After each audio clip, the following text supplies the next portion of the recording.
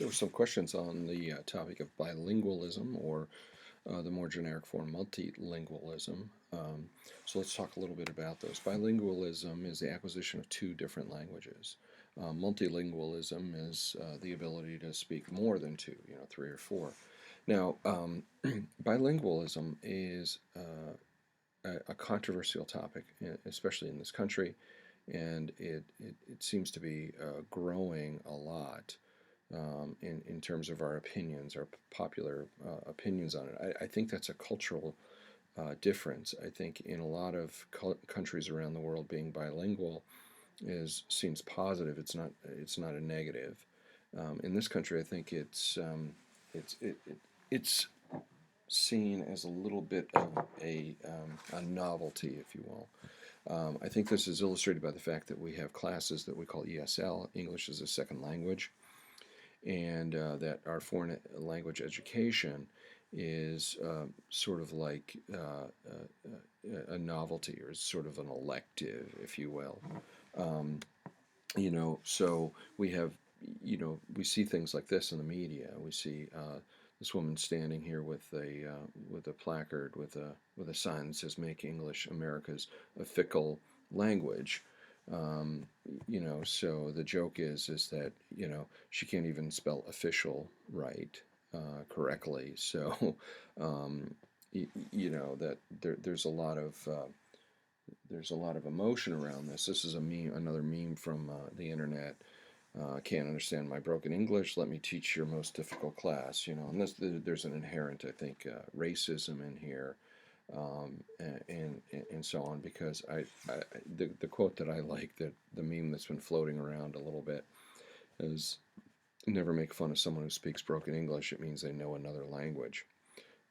So I think that's a more poignant view of the world of people that speak multiple languages. We tend to be a little ethnocentric, meaning we tend to view our culture as better than everybody else's, and we should all speak English. English is actually a difficult language to acquire and to use because it's so odd in its syntax and odd in its constructions and so on.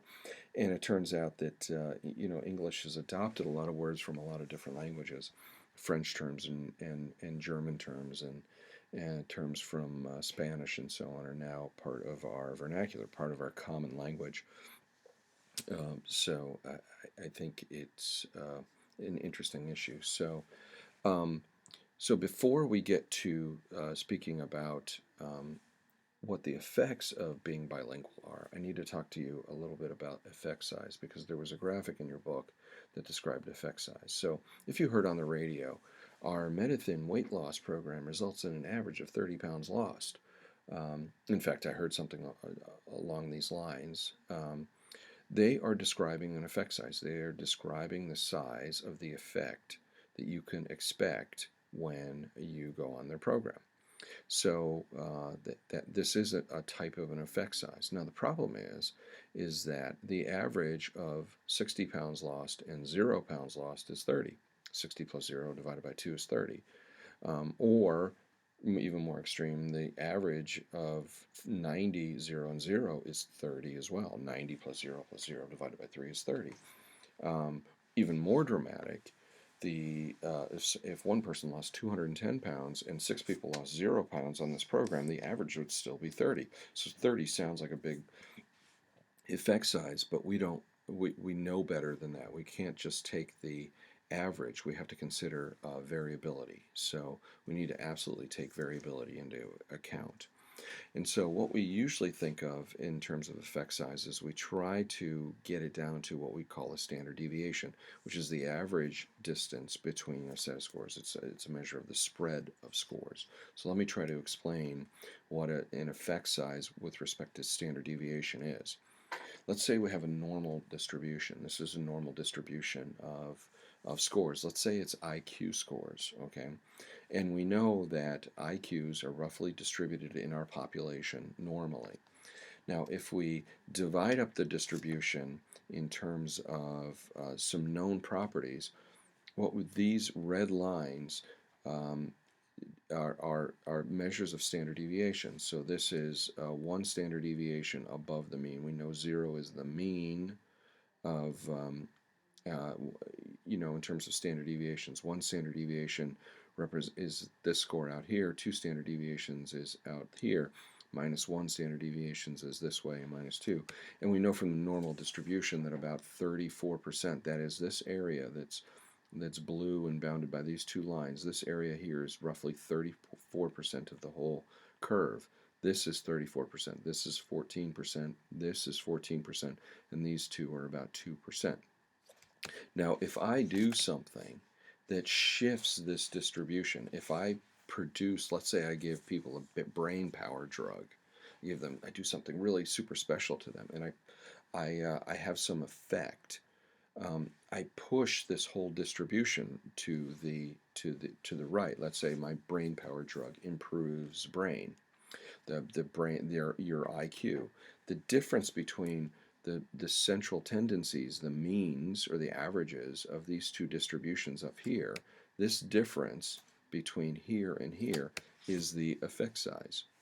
Now you'll notice that not, while everybody might have been shifted over, there are people over here that were part of this blue distribution that there's overlap between these two distributions, and that's why we use effect size. We sometimes can't see these differences. Now, the implication of this effect size is we know that 100 is the mean IQ, and standard deviation is about 15 in terms of IQ tests. So this represents a score of 115, 130, 85, and 70. If our effect size were something like 1.2, let's estimate it at 1.2, standard deviations improvement, we're talking about an 18-point improvement. We're talking about the average going from 100 to 118. If you could come up with a drug that increased on average IQ 118 points, you'd make billions. Okay, so when we talk about the change produced by some experiment, we talk about the effect size, but we've standardized it with respect to the distribution and its spread. So that's why we use the standard deviations of these.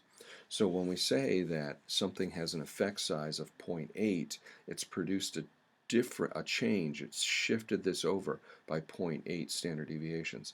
If it's 0.5, it shifted this distribution over by 0.5. Now that might seem like a small change, but it winds up being a pretty enormous change when you put it into sort of real world terms. So, does bilingualism affect skills, cognitions, and abilities, and so on? There's some disadvantages. It does affect processing speed. This is how fast you can process language coming in, and this is understandable, right? If you speak two languages and hear words, you're trying to sort of interpret them in two different languages, and there might be some conflict there. There's also some small deficits in verbal fluency, meaning that the ease with which someone can think of a word. Sometimes you get a little bit of conflict or confusion, but there are a number of very positive advantages, and the graphic in your book describes these in terms of the effect size being, in some cases, close to 1 in terms of attentional control, believe it or not. Bilingualism produces almost a full standard deviation difference in attentional control. But we also see advantages in problem solving and abstract reasoning. Abstract reasoning are those little word games or puzzles that you might play. If A is larger than B and B is larger than C, is A larger than C? That's an abstract reasoning question. It also produces increases in working memory and increases in metalinguistic awareness. So bilingualism does produce some serious benefits, and it is probably good overall.